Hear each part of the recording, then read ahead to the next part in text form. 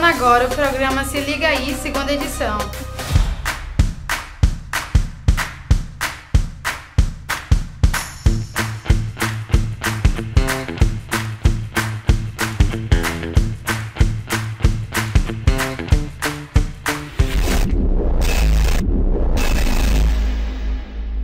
Nesse programa falaremos sobre o tema racismo. E aí, vamos conhecer mais sobre isso?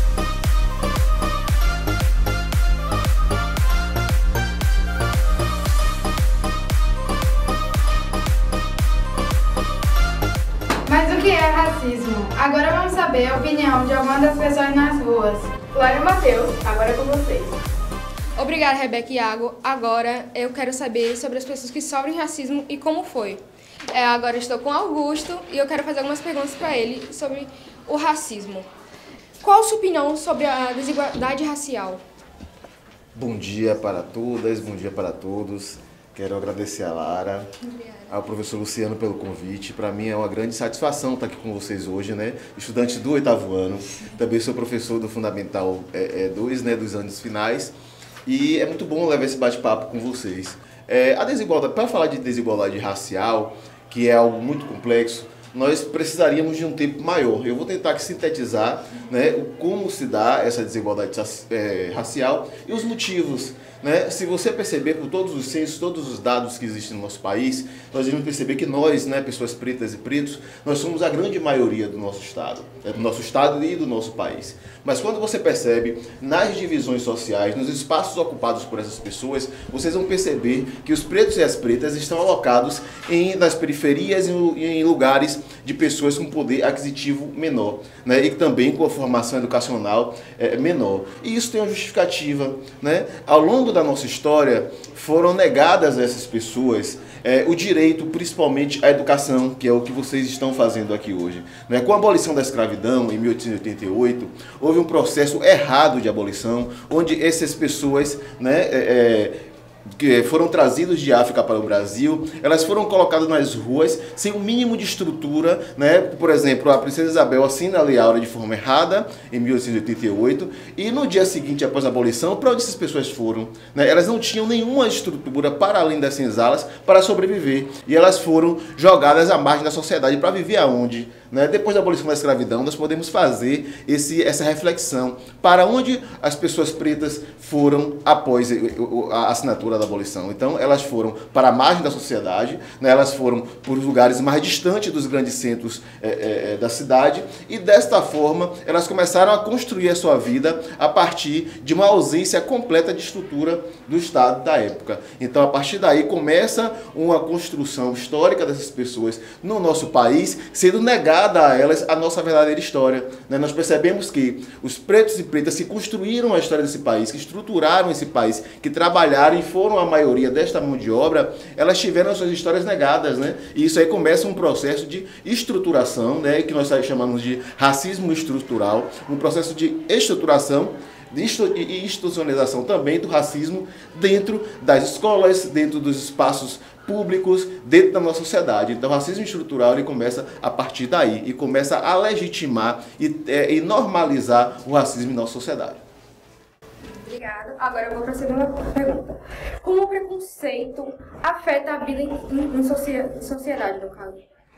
O preconceito ela gera uma série de problemas para nós, né, pessoas pretas, mas também para uma série de outras questões na nossa sociedade. O que é o preconceito? É um conceito preconcebido de algo. É você gerar uma opinião, seria, por exemplo, Augusto, gerar uma opinião da Lara sem conhecer Lara, né? E aí o preconceito, normalmente, ela vem junto com alguns estereótipos. A nossa realidade da população preta, ela foi negada nos livros didáticos durante muitos anos, né? Então, como os brancos portugueses contavam a história do povo preto, que era uma história ruim, que era uma história pejorativa, cheio de mentiras, então ninguém queria ser preto. Quando olhava para um preto ou para uma preta, as pessoas viam ali um contexto ruim, Então, gerava para as outras pessoas, se você olhava e enxergava um homem preto, como é aqui o professor Augusto, já era ligado à ideia de que Augusto não era uma coisa boa, Augusto era ligado a algo de ruim. E a Igreja Católica, por exemplo, ela vem para legitimar isso a partir das escrituras, né, cristãs, isso na verdade falando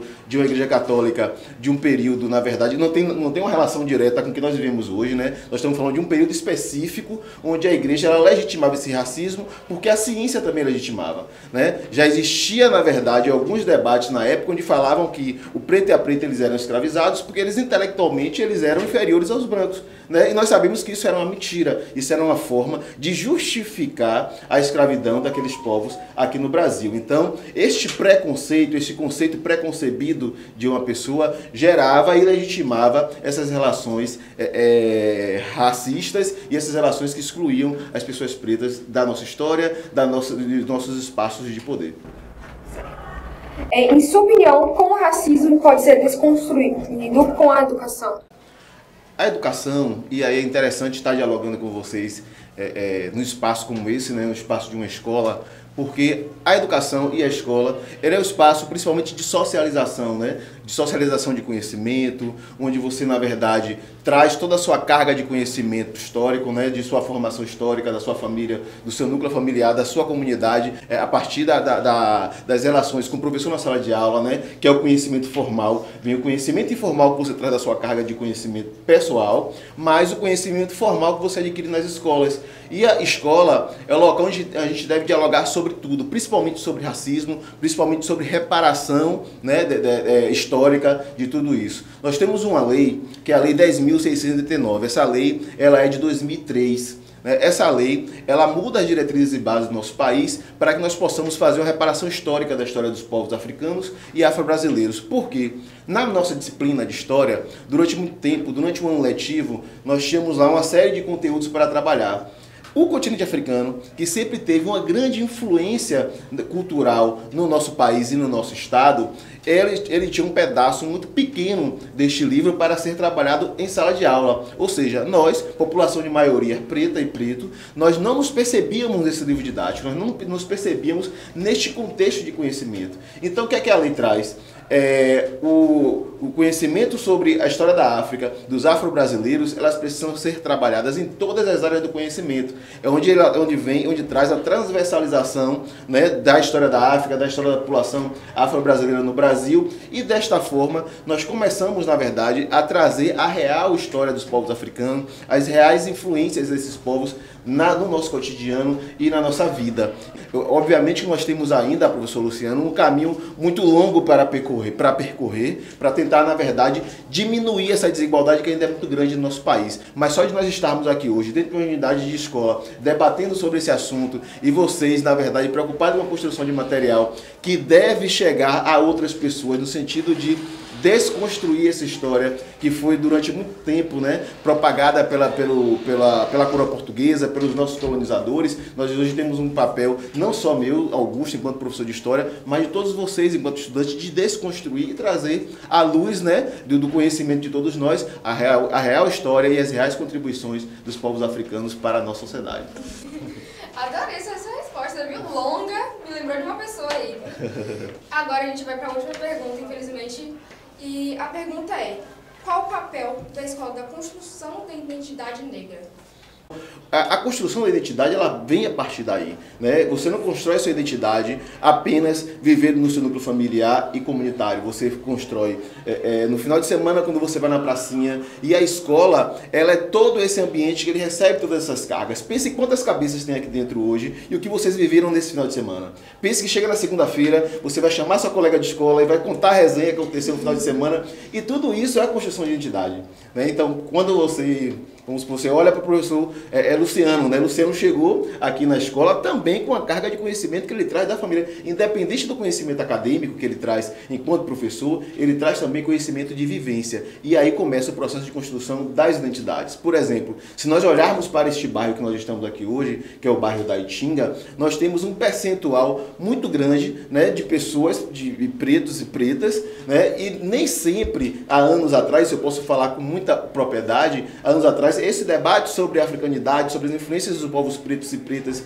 né, dos nossos ancestrais escravizados, isso era discutido muito pouco nas escolas. Né? Por que muito pouco? Porque o espaço delegado para este debate era o espaço apenas de uma disciplina, que era a disciplina de história. Né? E todo o conteúdo que nós precisamos aprender com essa matéria, o tempo não era suficiente para trabalhar. Hoje nós estamos dedicando um tempo maior, porque nós entendemos que essa identidade construída na escola, ela constrói no dia a dia. E se você está numa comunidade predominantemente preta, não tem como fugir das relações cotidianas, essa discussão, esse debate e este aprendizado. Infelizmente as perguntas acabaram. Foi um prazer ter um senhor aqui em Augusto. Eu adorei todas as suas respostas. E é isso. Obrigada. Quero agradecer, principalmente ao professor Luciano, a Lara, você também, Lara, muito boa conduzindo os trabalhos, viu? Estou à disposição, precisar de qualquer atividade, qualquer questão. O professor Luciano está aqui, tem meu contato, é só avisar que eu estou à disposição de vocês.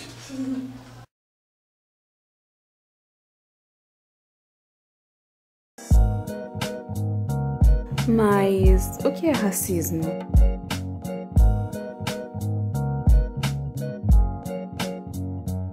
O racismo é a crença em que uma raça, etnia ou certas características físicas sejam superiores a outras. Mas sabia que o racismo difere do preconceito racial e da discriminação racial? Isso é porque o preconceito racial é o julgamento sobre um determinado grupo racial baseado em estereótipos que pode ou não resultar em práticas discriminatórias prejudiciais.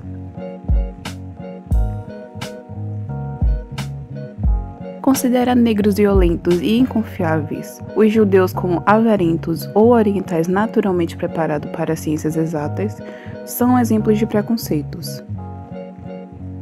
Já a discriminação racial é atribuir tratamento diferenciado a membros de grupos racialmente identificados.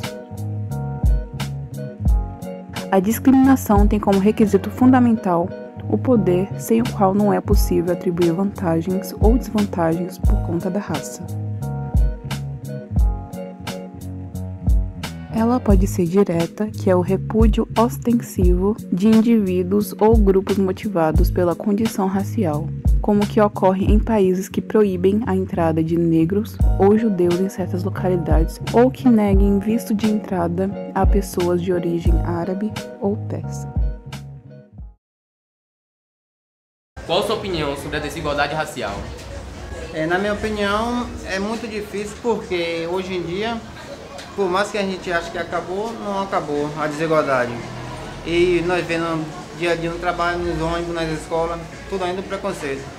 E são coisas que eu particularmente acho que devemos acabar. Então, hoje em dia, né, a gente enfrenta realmente muita desigualdade racial, por conta que ultimamente também, em vários lugares, né, a gente sofre, infelizmente, com isso. Apesar que a gente já está no século XXI, mas ainda continua ocorrendo isso.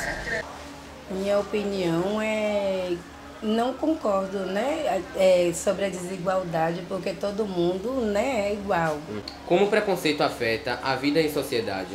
Muita gente ainda não tem um reconhecimento da sua própria identidade. Então chega aqui com um cabelo crespo, mas que deu a química e aí a química destruiu.